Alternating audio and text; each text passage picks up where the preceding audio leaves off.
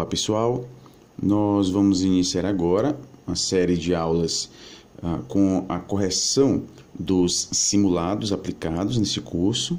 De antemão, gostaria de agradecer a participação de todos, realizando perguntas, sugerindo mudanças, na apresentação das aulas. A ideia de utilizarmos 3 professores para fazer as análises dos artigos, foi justamente essa, proporcionar uma maior variedade de metodologias, no que diz respeito à apresentação dos conteúdos. Destaco também, justamente por conta das dúvidas que vêm ocorrendo, o que é natural, das leituras dos artigos, a gente optou por fazer análises de obras que complementassem os estudos realizados nesse curso.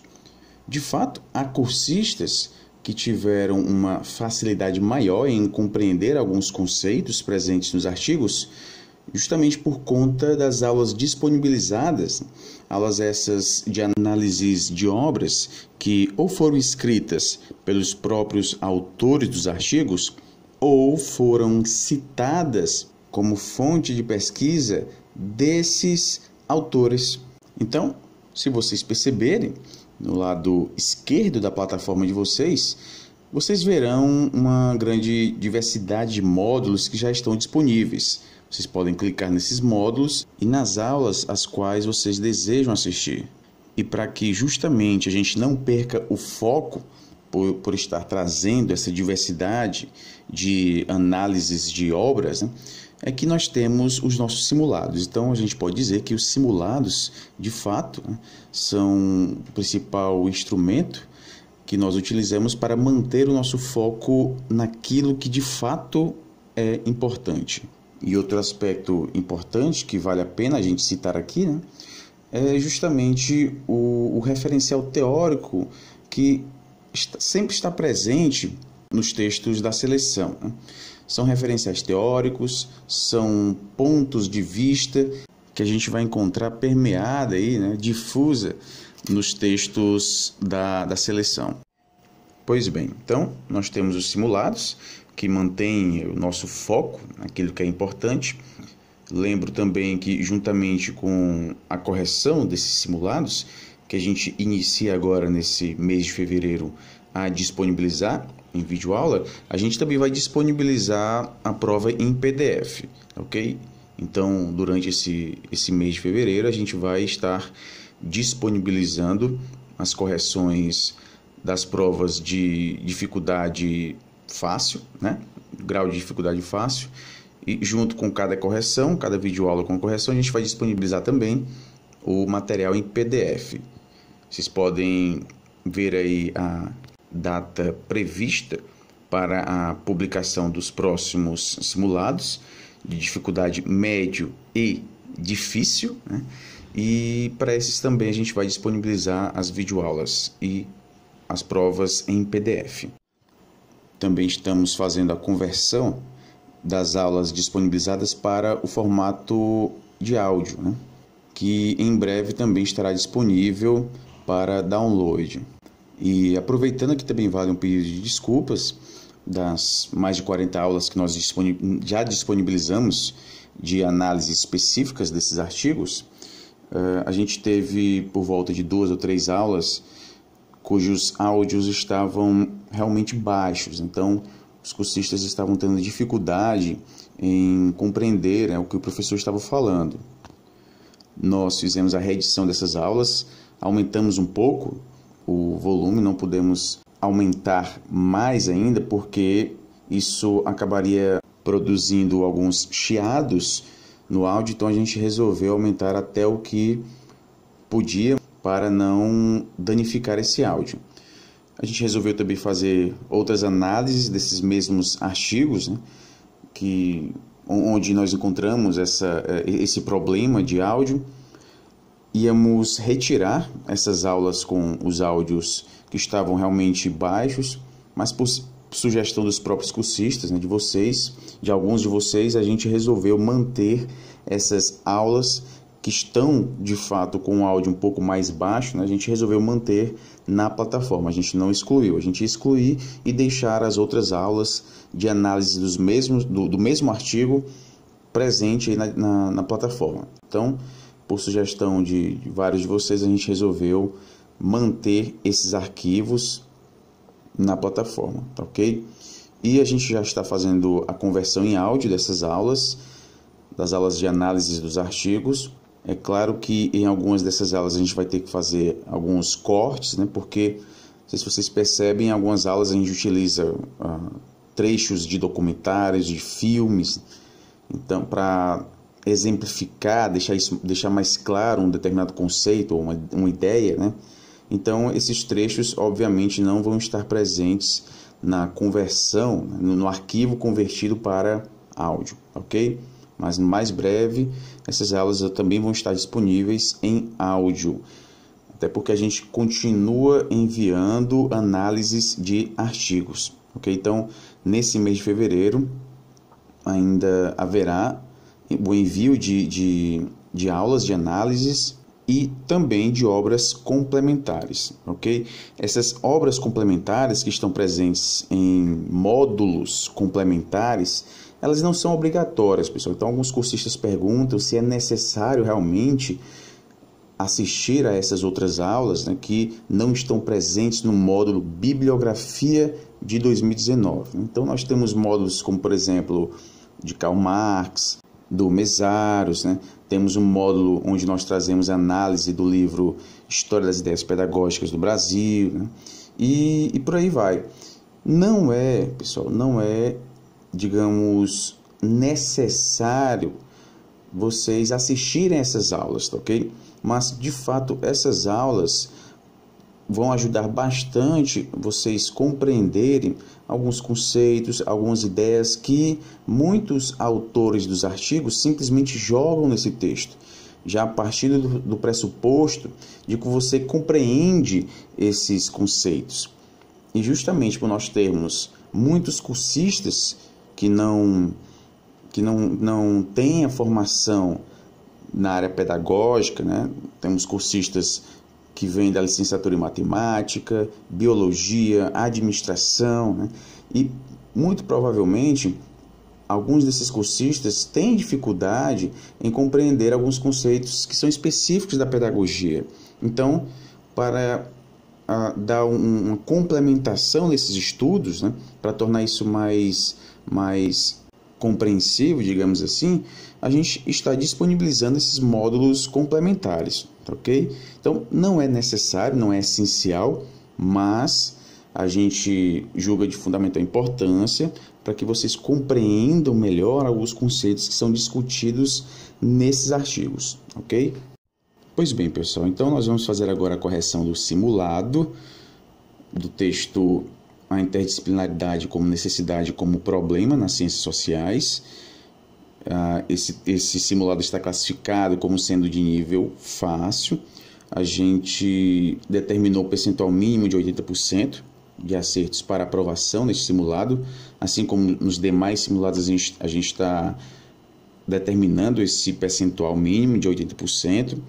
Futuramente, quando a gente estiver mais próximo da seleção, a gente vai aumentar um pouquinho esse percentual mínimo para 90%, ok? Então, vamos lá. Em alguns pontos que a gente conseguir fazer relação com outros textos, a gente vai fazer aqui também, tá bom? Primeira questão. Gaudêncio Frigoto, ao discutir a questão da interdisciplinaridade na educação, destaca a importância de, item A, deixar de lado as ciências sociais, pois essas são bastante complexas para adentrarem no universo da educação. Bem, pessoal, já dá para perceber que está falso, né? Na verdade, as ciências sociais foram de fundamental importância na contribuição de conceitos, até mesmo de métodos, pessoal. Basta a gente relacionar com outro texto que está disponível nessa bibliografia, né? As ciências sociais contribuíram bastante como influenciadora, né, na utilização de uma abordagem qualitativa nas pesquisas no universo da educação. Então, houve aqui um diálogo bastante rico das ciências sociais com as ciências humanas, notadamente aí na área de educação. Então, todos os teóricos que estão presentes na bibliografia, né, veem as ciências sociais como muito importantes para o universo da educação, seja no que diz respeito, né, ao método de pesquisa, ou mesmo em conceitos, né, em referenciais teóricos, que vão, de fato, contribuir para o estudo desse universo que é complexo da educação. As ciências sociais, justamente por serem complexas, né, elas vão trazer essa riqueza também para a própria educação, ok?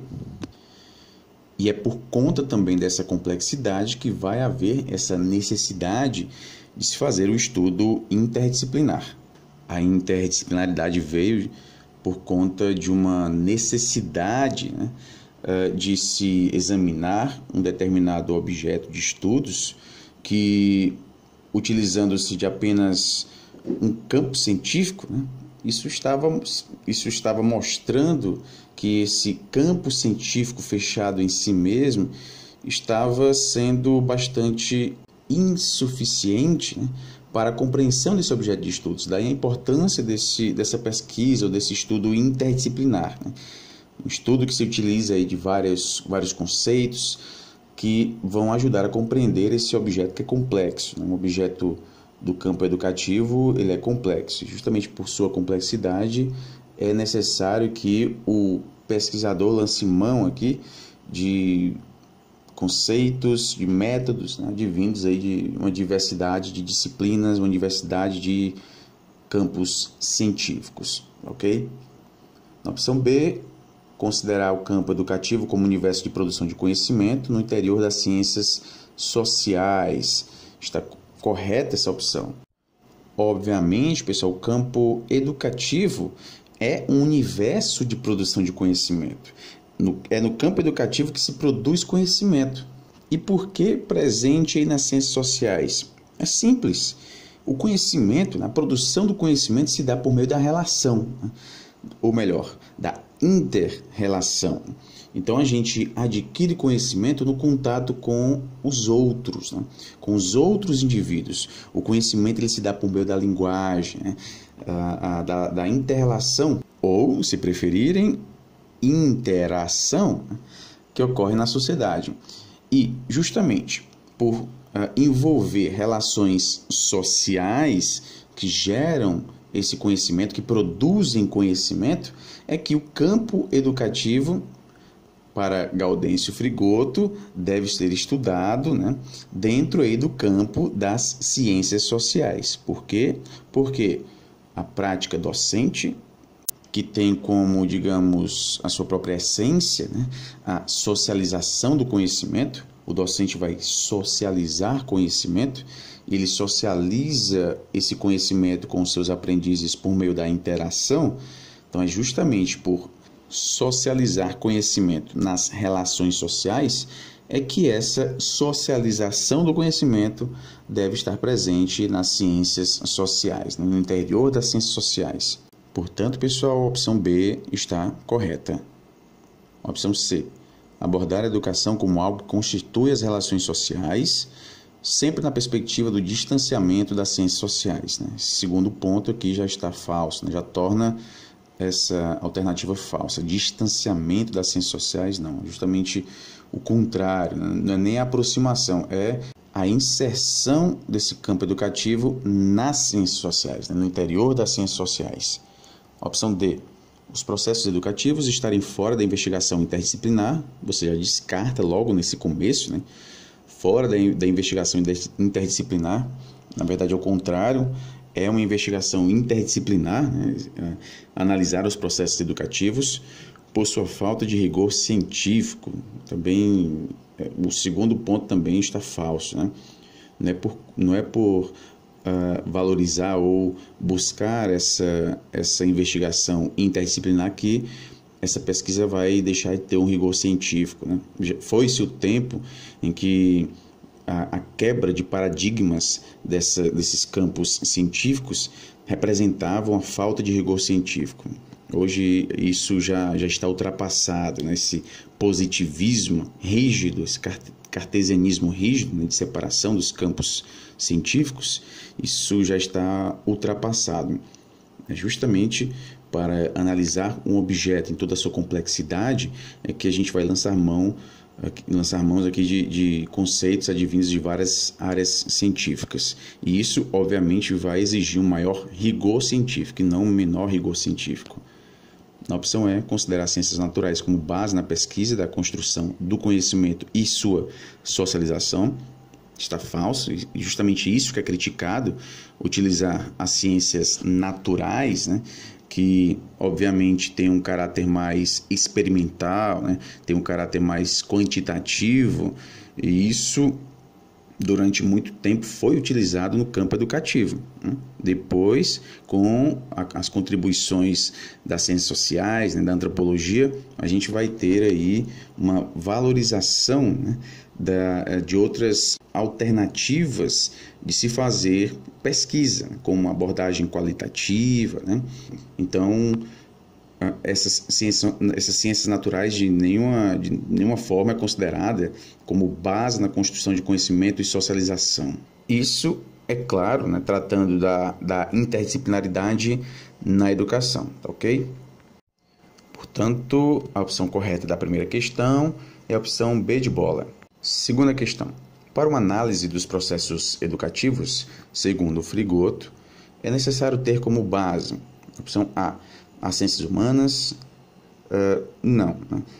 Não há como a gente negar que os processos educativos estão presentes nas ciências humanas, mas o que vai se constituir como base para analisar os processos educativos é justamente as ciências sociais, né?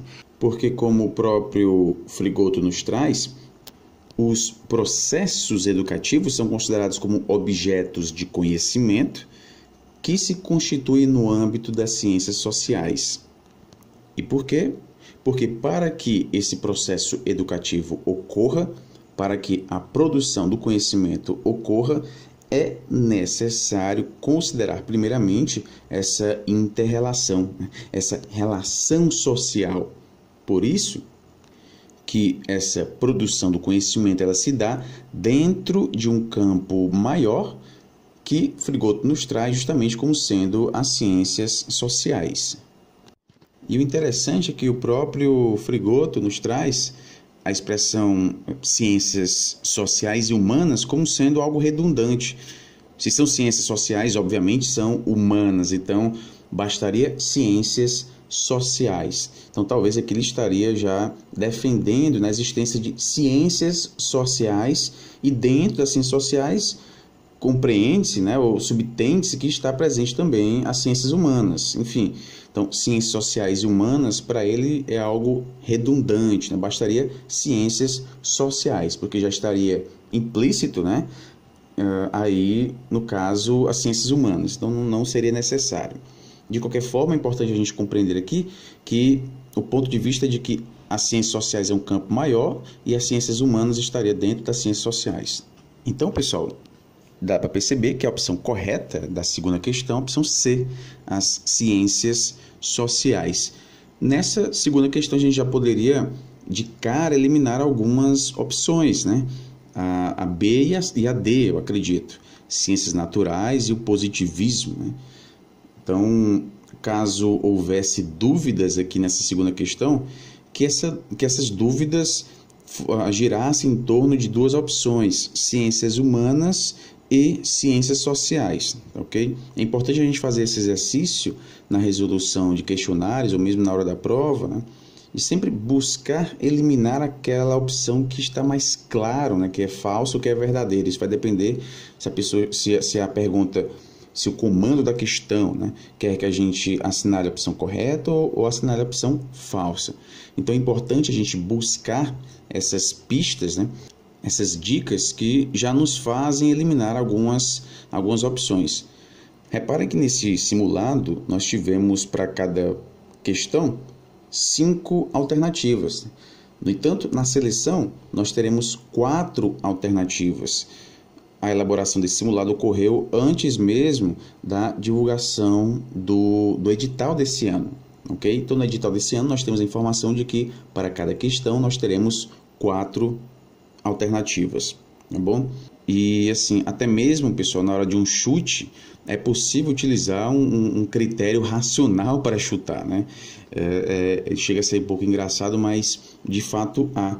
Então, antes de assinalar alguma alternativa, busque algumas pistas, né, que possam fazer você eliminar algumas opções. Porque se a gente tem para cada questão 4 alternativas, né, você pode partir do pressuposto que você tem 25% de chance de acertar. Isso se você não sabe qual a opção correta. Mas eliminando aquelas que estão mais claras, você vai aumentando aqui o percentual de acerto. Então, elimine aquelas que estão mais claras, né? Elimine aquelas alternativas que trazem expressões taxativas, como sempre, nunca, jamais, porque essas expressões taxativas, essas expressões, digamos, rígidas, objetivas, elas não dialogam muito bem com as ciências humanas. Por quê? Porque nas ciências humanas é comum a gente encontrar exceções, ok? É comum a gente encontrar possibilidades diferentes que justamente acabam invalidando essas afirmações taxativas. Sempre é assim, nunca é assim, jamais, ok? Então, essas palavrinhas, caso você esteja em dúvidas, né? Caso você pense chutar a alternativa, busque não chutar as alternativas que trazem expressões como essas, tá bom? Terceira questão. Frigoto, no artigo A Interdisciplinaridade como Necessidade e como Problema nas Ciências Sociais, defende que, opção A subjetividade presente não dirá o caráter científico das pesquisas. Está correta, né, pessoal? Não é a subjetividade do pesquisador que vai tornar uma pesquisa como sendo uma pesquisa científica, mas sim a materialidade dessa pesquisa. Então, pessoal, é como essa subjetividade, é como esse ponto de vista do pesquisador, é como a utilização de conceitos, de referenciais teóricos desse campo científico, né? É como tudo isso se materializa numa pesquisa. E é justamente essa materialização é que vai definir a especificidade, né? O que ela tem de singular, e também a sua cientificidade, tá ok? Portanto, a opção A está correta. Na opção B, nós temos a multidisciplinaridade, por envolver o estudo com várias disciplinas, deve ser um modelo educacional para todos, né? É importante a gente destacar que a diferença entre interdisciplinaridade e multidisciplinaridade, uma vez que, no caso da interdisciplinaridade, é um conceito bastante batido, né? que se faz presente no campo educacional, muito defendido, né? Mas muitas vezes o que a gente encontra é a prática multidisciplinar. As disciplinas do caso examinando um mesmo objeto de estudos e cada uma traz a sua conclusão, né, o resultado da sua pesquisa. Então, o que a gente vê nesse estudo multidisciplinar é uma separação, as disciplinas continuam separadas, cada uma vai analisando aquele objeto de estudos, né? Então, a gente tem vários pontos de vista, né? Várias análises realizadas tomando por base várias disciplinas. Isso é multidisciplinar. E, de fato, isso não é defendido. O que é defendido aqui é essa perspectiva interdisciplinar, né? De inter-relação entre as disciplinas, ok? Na opção C, a interdisciplinaridade deve ser abolida das pesquisas educacionais. Você jamais marcaria uma opção como essa, né? A gente já percebe de cara que se trata de uma opção falsa, né? Em nenhum momento haverá a defesa dessa interdisciplinaridade, ela é vista como um problema no texto, mas não um problema no sentido negativo, mas sim um problema no sentido de ser resolvido, né? No sentido de ser estudado e ser resolvido, considerar aí as especificidades desse problema que é um estudo interdisciplinar. Então, muitas vezes quando a gente vê no campo acadêmico essa palavra problema, né, isso é um problema, ou abordar um problema, não é no sentido negativo, tá, ok? Mas no sentido de algo que vai ser estudado, que vai ser analisado, ok? Então é isso, essa opção está falsa.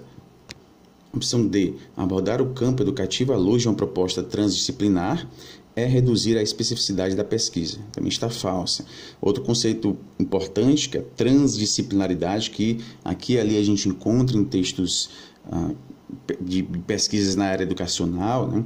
Transdisciplinar como sendo algo que justamente nessa inter-relação entre as disciplinas, a gente chega a um conhecimento que transcende as disciplinas, né? É algo que vai além, né? Então, essa transdisciplinaridade, na verdade, é como se fosse algo que vai além da interdisciplinaridade, ok? E é justamente por abordar temas complexos, né? Objetos complexos, e a educação, de fato, é um tema complexo, é que algumas propostas transdisciplinares também são utilizadas. E, de forma alguma, considerar a importância da pesquisa transdisciplinar é reduzir a especificidade da pesquisa. É justamente o contrário, né? É aumentar a complexidade dessa pesquisa. Ela é algo tão específico, né, que, para ser estudada, o pesquisador deve lançar mão de várias disciplinas e talvez até mesmo lançar mão de uma proposta transdisciplinar. Deixo aqui como sugestão de leitura as obras de Edgar Morin, onde nós podemos encontrar muito essa proposta da transdisciplinaridade. Na opção E, nós temos o caráter científico da pesquisa educacional, deve estar pautado numa proposta estritamente positivista, também está falsa. Uma proposta estritamente positivista vai de encontro ao que traz a interdisciplinaridade, né? Então, justamente o contrário, pessoal. E eu costumo utilizar nos simulados essas expressões ir de encontro, ir ao encontro. São expressões parecidas, mas que trazem aqui significados totalmente opostos, ok? Então é importante a gente estar bem ligado, porque isso costuma aqui e ali estar presente em algumas questões, tá bom? Então, lembrando, ir de encontro é justamente o choque de ideias, né? É você se chocar com algo. Então, ele foi de encontro à parede, ele se chocou com a parede. Uma ideia que vai de encontro a outra, né? Então, uma ideia que se choca com outra ideia, que traz pensamentos opostos, ok? Pensamentos contrários. Já ir ao encontro é o contrário, né? Ir ao encontro são ideias que se casam, né? São ideias afins. Ao falar isso, determinado pesquisador foi ao encontro do que defendia fulano de tal. Então, esses pontos de vista são semelhantes, né? Eles são afins, ok? Então, ir de encontro, nós temos o choque de ideias, né? Ir ao encontro, nós temos aqui a união, né? A gente pode simbolizar isso como união, como algo afim, tá ok? Então, a opção correta da terceira questão é a opção A. Quarta questão.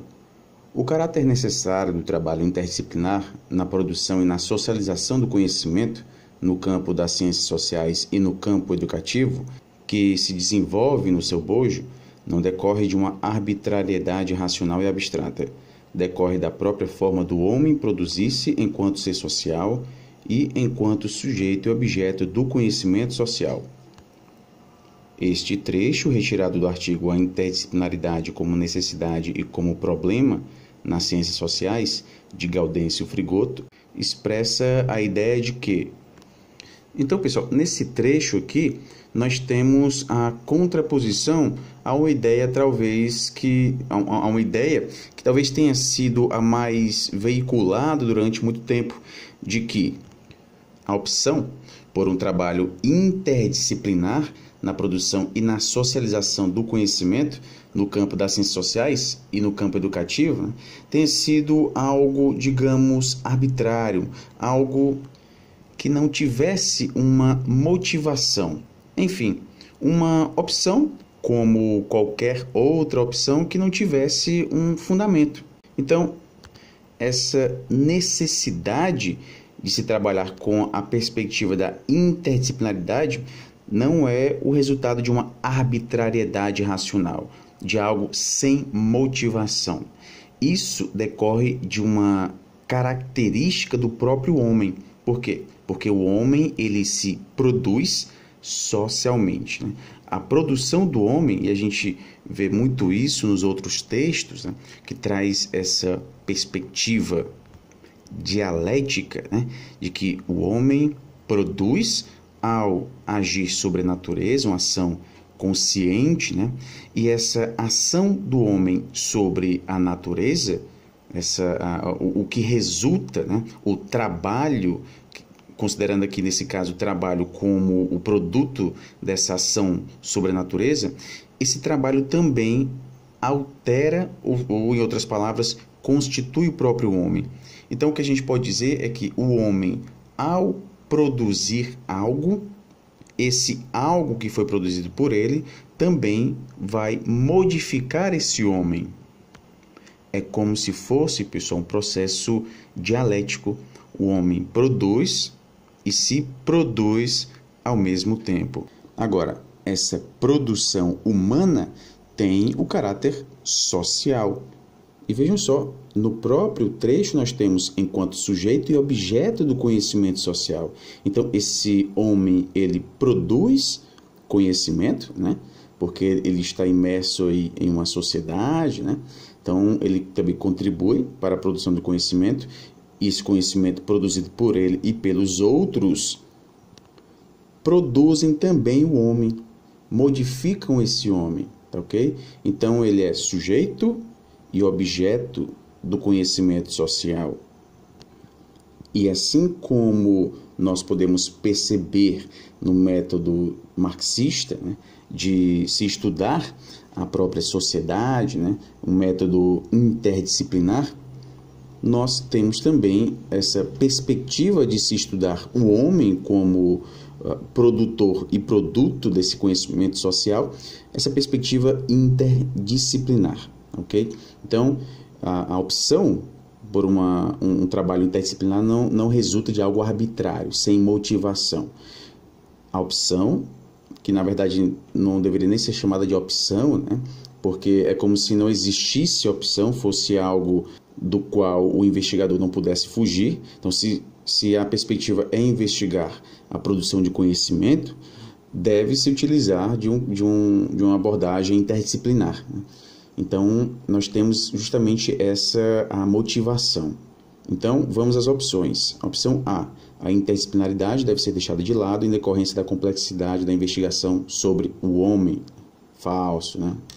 Opção B, o produzir-se do homem na natureza é um processo simples da importância de uma pesquisa interdisciplinar. Justamente o contrário, por ser complexo, traz a importância da pesquisa interdisciplinar. Opção C, o ser social do homem gera uma necessidade de compreensão fragmentada da sua realidade. Está falso, né? Nós temos aqui o princípio da totalidade. Os elementos estão interrelacionados. Eu não posso analisar um determinado elemento de forma fragmentada, né, sem interrelacionar com outros elementos. Por quê? Porque se ele faz parte desse sistema, então, quando eu retiro esse elemento, o sistema deixa de ser sistema. É como se fosse algo necessário a ele. Da mesma forma, a natureza, né? O homem faz parte da natureza. Okay? O homem faz parte da natureza. Então, analisar a natureza sem o homem, né? A natureza deixa de ser a natureza, deixa de ser esse todo. O todo, ele é constituído pela inter-relação das partes, ok? Nessa perspectiva, pessoal, costuma-se dizer que, na verdade, o todo, ele é mais do que a soma das partes, ok? Então, e isso vem para se contrapor essa perspectiva de se fragmentar o objeto de estudos, analisar cada parte separadamente para ter a compreensão do todo. Mas, na verdade, nessa perspectiva marxista de totalidade, o todo ele é mais do que as partes, porque ele traz aqui um aspecto que, analisando as partes separadamente, a gente não teria, que é justamente a inter-relação. Então, nós temos os elementos, né, os elementos em suas singularidades, mas a inter-relação desses elementos traria algo a mais. Por isso que o todo ele é formado pelas partes e pela inter-relação dessas partes, como elas se relacionam. E essa relação entre as partes justamente traz essa ideia de o todo ser mais do que a soma das partes, ok? Então, pessoal, essa compreensão fragmentada ela é deixada de lado. Nós temos aqui a perspectiva da totalidade, ok? Então, essa opção C está falsa. Opção D, a compartimentalização que a gente entende como fragmentação, né, do conhecimento, trouxe a proposta da interdisciplinaridade como investigação do homem enquanto objeto. Está falso também. A opção E, o homem é sujeito e objeto do próprio conhecimento, que é justamente o que a gente encontra no trecho, né? E para estudá-lo faz-se necessária uma proposta interdisciplinar. Então essa opção, de fato, é a opção correta. Quinta questão. A necessidade da interdisciplinaridade na produção do conhecimento funda-se no caráter dialético da realidade social, que é, ao mesmo tempo, una e diversa, e na natureza intersubjetiva de sua apreensão, caráter uno e diverso da realidade social, nos impõe distinguir os limites reais dos sujeitos que investigam dos limites do objeto investigado. Delimitar um objeto para investigação não é fragmentá-lo ou limitá-lo arbitrariamente. Após a leitura do trecho acima, retirado do artigo A interdisciplinaridade como necessidade como problema nas ciências sociais, podemos afirmar que, opção A realidade social deve ser estudada fragmentadamente, o que é característico de uma proposta interdisciplinar. Está falso, né, pessoal? A proposta interdisciplinar não traz essa perspectiva de se estudar algo de forma fragmentada. Opção B. A dialética da realidade social, caracterizada por sua homogeneidade, que já está falsa, ela é caracterizada pela sua heterogeneidade, okay? Pela sua diversidade. Impõe limites aos sujeitos. Está falso, né, pessoal? Então, essa realidade social, ela não é caracterizada por sua homogeneidade. Opção C. Fragmentar um objeto de estudos é delimitá-lo arbitrariamente. Bem, nós não temos essa afirmativa de Frigoto, portanto, nós não podemos afirmar isso, que fragmentar um objeto de estudos é delimitá-lo arbitrariamente. Na verdade, a gente pode supor que é o contrário, não é delimitar arbitrariamente. Deve-se ter aqui uma motivação para fragmentar um objeto de estudos, né? Então, nós não temos isso. Frigoto nos diz que delimitar um objeto para investigação não é fragmentá-lo ou limitá-lo arbitrariamente, ok? Então, ele diz que delimitar um objeto não é fazer isso de forma arbitrária. Na opção C, nós temos fragmentar um objeto de estudos é delimitá-lo arbitrariamente. Há uma mudança aqui de expressão, ok? Mas a gente não pode afirmar, pelo que nós encontramos no texto, que é defendido isso, que fragmentar um objeto de estudos é delimitá-lo arbitrariamente. Portanto, a gente não pode marcar essa opção C, porque a gente não pode afirmar isso pelo que é visto no texto, ok? Opção D. A diversidade da realidade social leva o pesquisador a abordar o objeto investigado, né, interdisciplinarmente. Está correto, né? Essa investigação interdisciplinar deve-se justamente por essa diversidade da realidade social. Então, não é algo arbitrário, tem uma motivação. E qual é a motivação? Essa grande diversidade da realidade social. Na opção E, o caráter dialético da realidade e a produção do conhecimento são fatores que devem ser abordados à luz de uma proposta disciplinar, né? Está falso, né? É uma proposta interdisciplinar. Essa proposta disciplinar traz esse viés fragmentário, né? Esse viés aí de divisão, de fragmentação, ok? A perspectiva aqui é de um estudo interdisciplinar e não disciplinar.